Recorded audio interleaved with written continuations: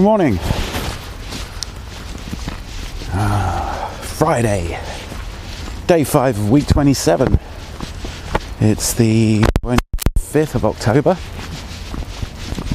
2019. Wow, science fiction stuff.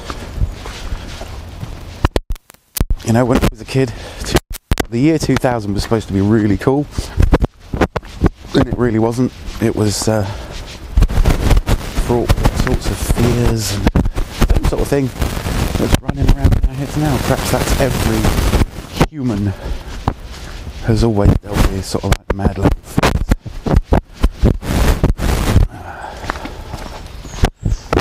I'm out here with my cyber Steadicam, walking in the woods. Billion channels of television. Yeah, there's probably are for some, approaching billion channels of information coming at us, or at least a hefty number of millions. So yeah, this wonderful invention of YouTube allows me to really entertain the audience. But I'd rather have time and do something that possibly has value than be writing another episode. Which is what Shakespeare would be doing if he were alive today, rather than clawing at his copyhead. So yeah, we're out in the woods again today. I listened to another third or so of last night at work, and yeah, it brought up a lot of stuff. I mean, he brought up the Henry Ford thing that I was talking about yesterday. And there were more people hating on a terrible term, woke science fiction TV series. Just like adjusting. It occurred to me that the pendulum has to swing one way and then all the way over to the other side before it reaches a balance. And it may seem like, every science fiction series is trying to be more diverse. But, like diverse is a bad thing. The river. Rained last night, and you can see the effect. It's a bit busier than yesterday. It is our lucky rock. Or our unlucky collection of rocks. Keep getting moved around. I mean, look at that. It's built like a whole new island. That secondary island. That wasn't there. Just wasn't there at all. Still got to get nice and dry in the spring. Yeah. Out for a walk. It was obviously reasonably windy last night. There's some deadwood down. I'm going to take our usual route because everywhere else is too damn muddy. And yes, no. So yeah, if anybody can find a link, or I will search for one, David Graeber's bullshit jobs. But that utopia for realists is very interesting. I mean, if you were to talk about things that are completely normal in the UK, like electricity in homes, computers that will enable you to do a hell of a lot more, the creative force multiplier. We're starting to get the possibility of solar power for a domestic use. We get paid holidays. We've got quite a lot in the way of working rights at the moment. All sorts of stuff like that. We get turned fully into the 51st state with no health care.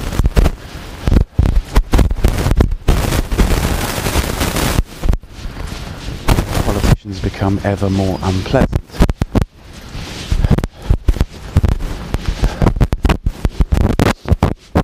Oh, the world is a messed up place. Oh dear. Squirrels running about, collecting the things of autumn, sleep most of the winter.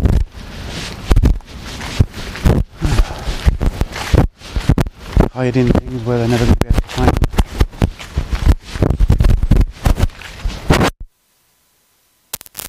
So there was this idea of utopia in the sort of 12th century, you know, where people were free to do what they wanted, like that. The weird thing is like utopia becomes a dystopia once you're actually living in it, and then you have different ideas about utopia. You know, but utopian ideals are a very interesting thing. It implies that things can get better over time. You know, there was an interesting bit of news in Spain that the remains of General Franco, who was in power in Spain, and we just left Spain to it. We didn't try any sanctions. You know, where Franco was a fascist dictator, it was just pretty much left alone in a very sort of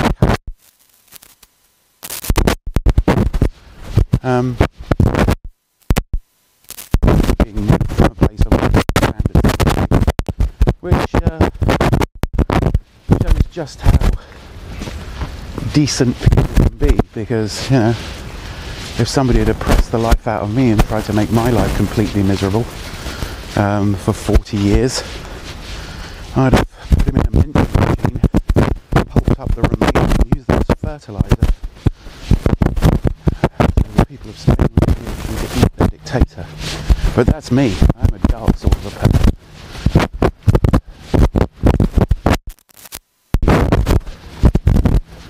You know, you've got to watch people that actually want to be in charge, rather than people that regretfully pick up the mantle, pick up the...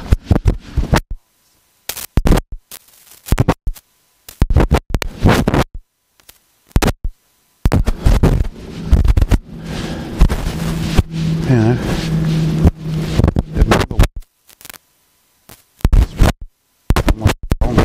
tribe.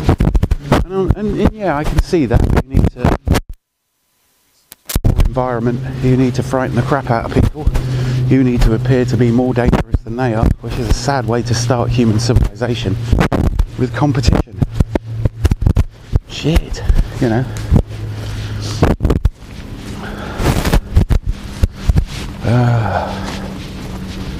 What a waste of effort. What a cumulative waste of effort in lives. You know.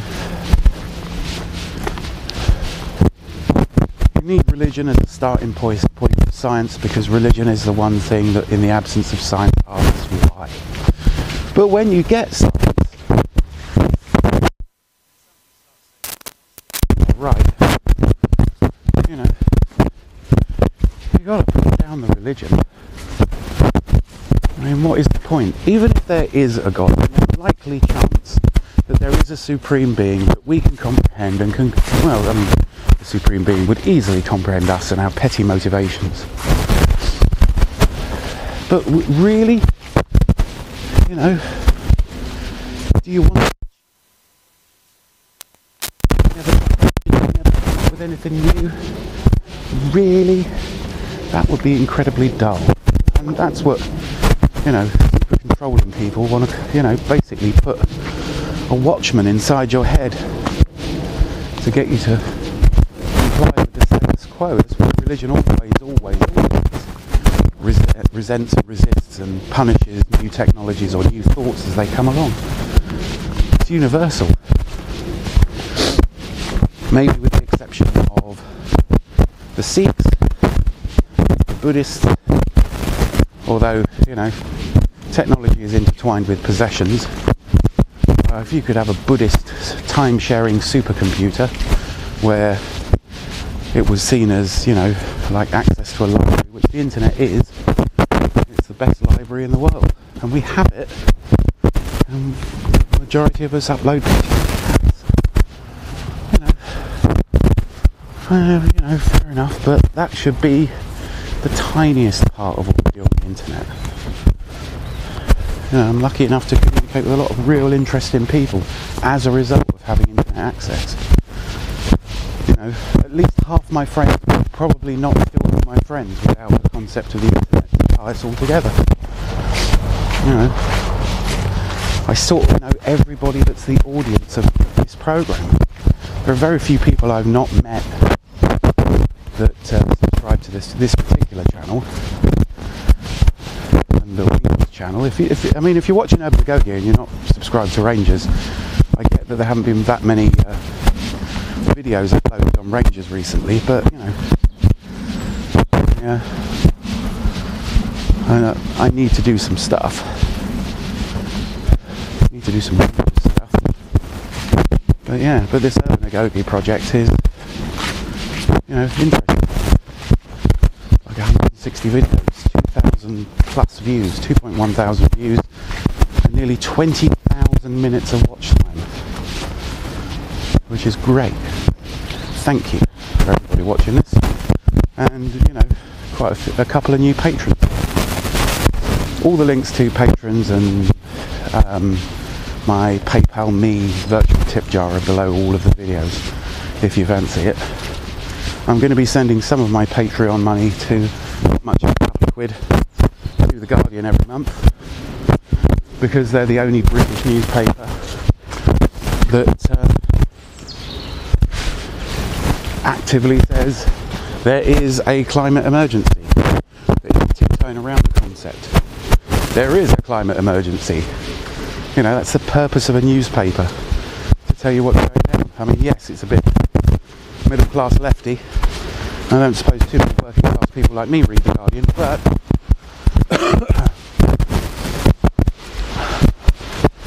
it is the only newspaper. So I think I can throw a couple of quid their way.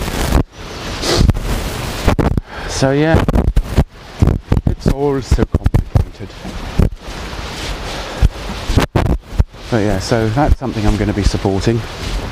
You know, I want to see the things that other people create as well. You know, doing a lot of technology stuff at the moment and creating all sorts of things. I mean,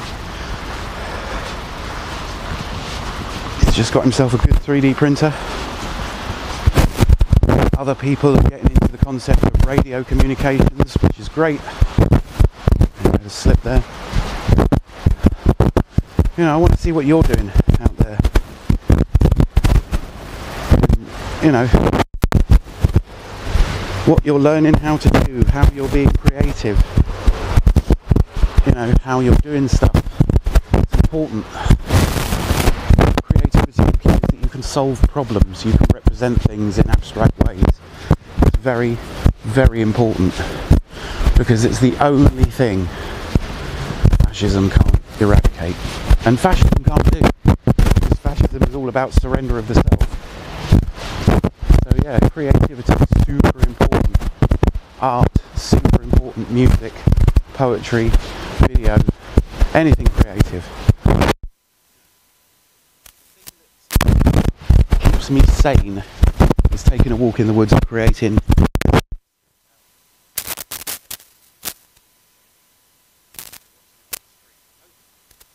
For a little bit of a wander yourself, that would be awesome. And I really mean it. If you've been tempted, but you know, you've finally succumbed to sort of just going out for a walk in your nearest woods or your nearest park, that is fantastic. Mission accomplished. You know, get out for a walk. I mean, the weird thing is I'm not actually out for a walk on my own, thanks to time travel and recording this with video. But yeah,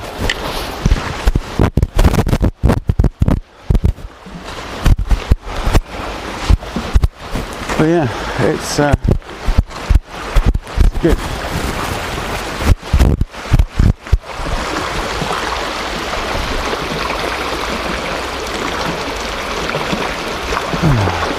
But I'm not on my own, because I'm talking to you, and there's the time dilation effect of uploading it and editing it and getting it out to you, and making sure that you've got, you know, something to watch. It's made by someone, hopefully, you know, like you in that I'm curious, not like you in my biogenetic mainstreamness. I love the fact we've got some women watching this now. This is great. We've got people of other genders, other orientations, you know. I want to hear. I want input. You know, I especially want video. So if you're a woman or you're someone, anyone actually, we're all different. We're all significantly different. You want to just even use your smartphone to record a short clip of where you want to go, and you know, either email it to me or upload it. I mean, Harlequin was doing some of that, but he's absolutely beyond busy at the moment with a house move. Getting in the way. Everybody gets that. I mean, I'm single and I only have to worry about a cat, but I've still got life piling up around me and accreting, slowing me down. You know, just everybody needs to spend time with the people, you know, that they like the most. Not social commitments, stuff like that. Because I'm lucky in that I get a morning pretty much every day to myself. So I can do this kind of on your behalf. I mean, this might be as close to a walk in the woods as you're going to get, you know, where you can let your thoughts run wild. You know, and don't be afraid to tell me if I'm wrong. That was an awesome thing by Human. You know, I am happy to be corrected. I'd rather be right than, I'd rather be eventually right, and I'd rather be wrong and have it pointed out to me sensibly than just burp wrong. And people out there going, well, hang on, that's not quite true. But, yeah.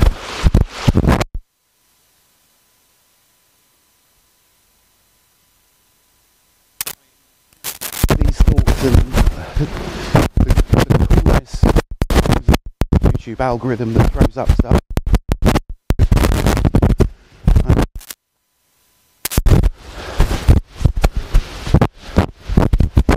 I've started watching Hans Lindahl's videos.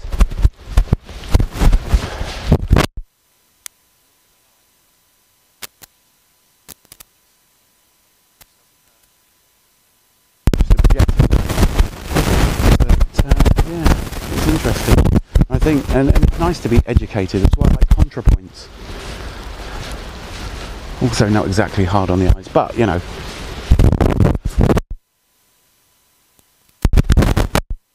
You know, someone else's perspective, that's what you can do really, really well. I mean, I'd really love to talk to someone that is intelligent and right-wing and just ask why. You know, maybe it's just a bizarre shortcut to of another group, which really depresses me. I know I go on about stupid people. I think that one of the things that Utopia for Realists has opened my eyes to is that when you're skint, and I've been poor, I've been on benefits before, I've been absolutely without money, and money has consumed a large part of what I do. Fortunately, it's not like that at the moment for me. My job is pretty hard to robot replace me.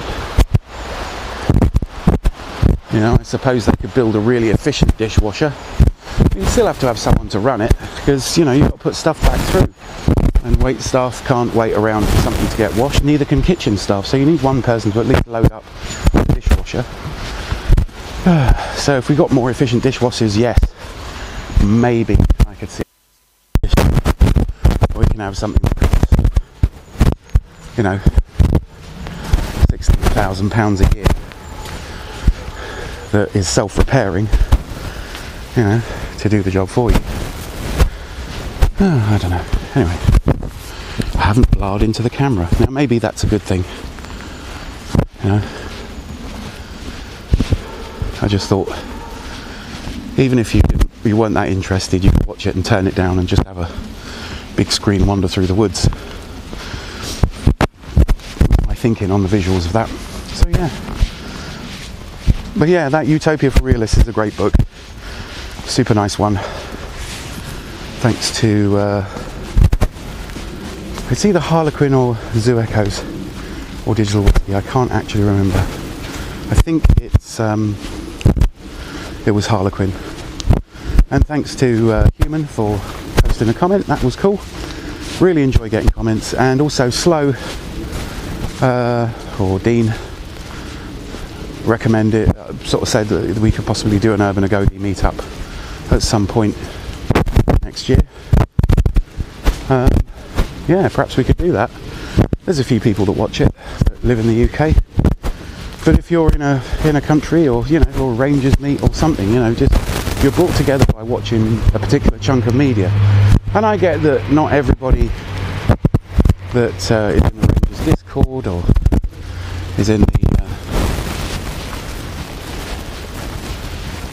or subscribes to Rangers Tube or watches Urban Agoge, you're not all going to get on. That would be an insane thing to hope for. But I think, if you've got just one thing, one thing in common, I would hope that it was curiosity. And if I was being really, really adventurous in my wishful thinking, there would be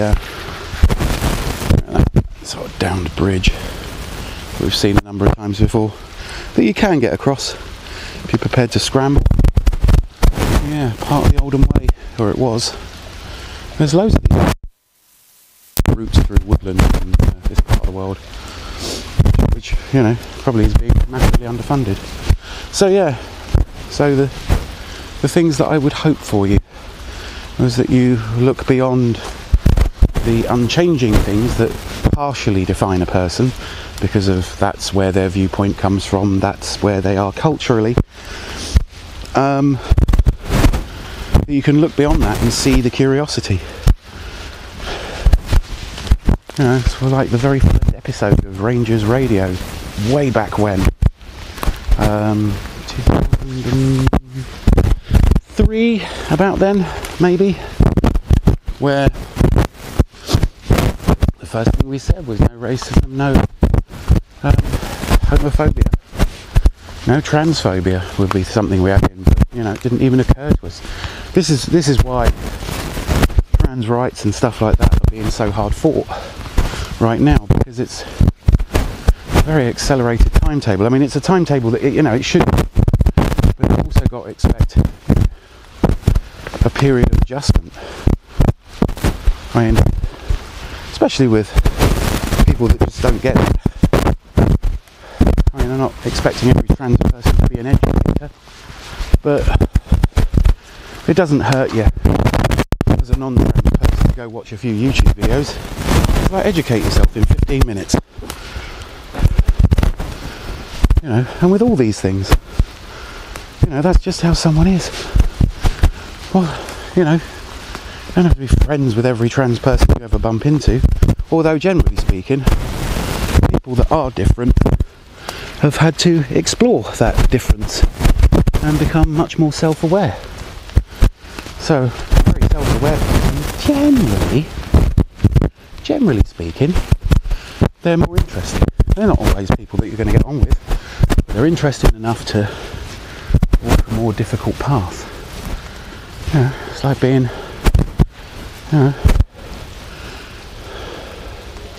curious or inventive or artistic. People have got things against people that decide to be vegan. You could even class vegetarian and vegan people as a minority that get suppressed because of who they are. But that's, veganism is a choice.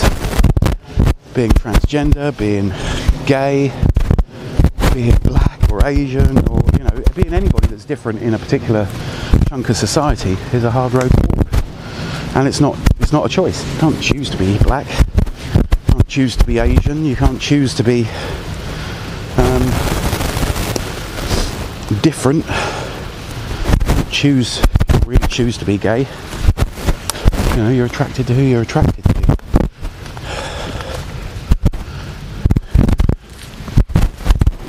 Yeah.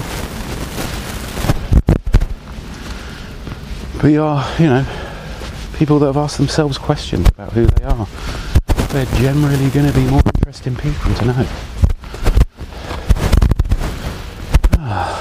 There's a pretty sweeping generalisation, but, personal experience, the most people I know are different in some way, because they have a different perspective to me.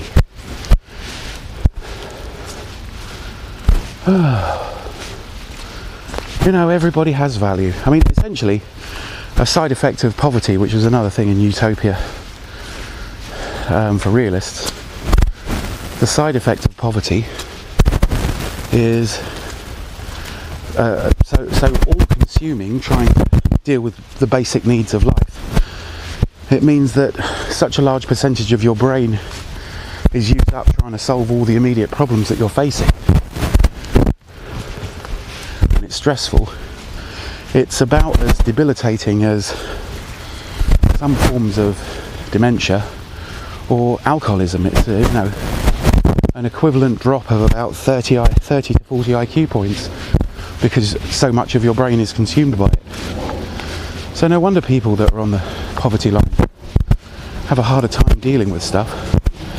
You know, their brains are real busy trying to not die of starvation or not be financially crushed by the world.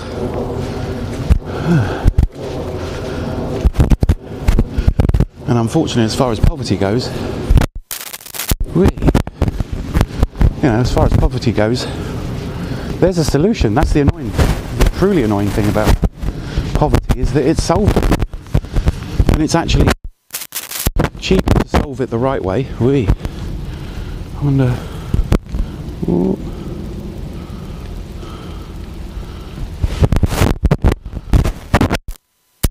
It's cheaper to solve it the right way, i.e. give people money. People that need it. Or just give everybody money, and that wipes out, all the objections to it. Everybody gets a check. You put a cap on rent in area by area. Or everywhere. A universal rent cap of a percentage of people's income. Rated for the number of people the number of bedrooms in a particular dwelling. Every time poor people have been given a reasonably small chunk of money, they're out of poverty. Because the differences between being equipped to earn a decent living and get a job or whatever, or start a small business, or subsist, it's small amounts of money. Like I said, Richard Nixon was going to introduce that, like a universal, just a basic income minimum, and that would have changed the face of America forever. Once you're giving people a little bit of money and saying, look, there's a minimum standard of living in the United States, as long as you're not actually in prison, as long as you're not, super wealthy, but we believe that you should all have somewhere to live. I mean, Heinlein ridicules it in The Moon is a Harsh Mistress. Towards the end, when they're building the lunar government, he was going, what, freedom for what? Free air?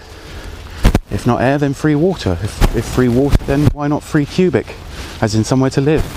If free cubic, why not free food or free power? Yeah.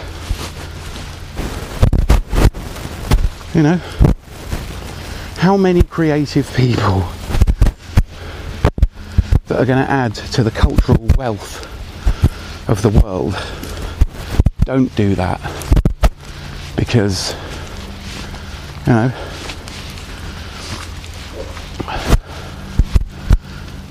don't create, because they're just skint all the time. They've just got no money. They're fighting to keep fed and keep housed. They're working crappy jobs. How much better could the world be? And how much cheaper could it be? How much cheaper would the world be with open borders and a basic living standard for everybody on the planet? Just an understanding of housing, shelter, clothes, food, education, access to entertainment and creativity tools. That's just not going to cost a lot of money. It's peanuts compared to a war. It's easy, we can do it, we're not doing it, and I'm ending this kind of still amazed and confused, and I'm not the only one. So, thanks for watching, do take care.